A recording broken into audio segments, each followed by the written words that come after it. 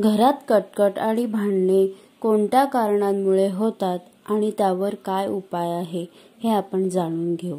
श्री स्वामी समर्थ.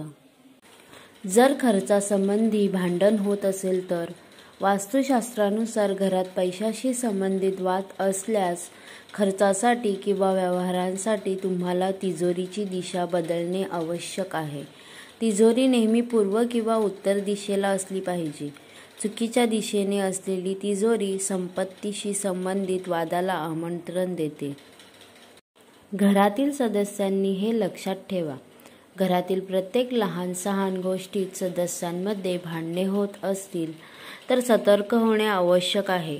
त्वरित वास्तुदोषाचे निवारण करणे महत्त्वाचे आहे. यासाठी प्रथम घरातील बेडरूमची दिशा तपासा.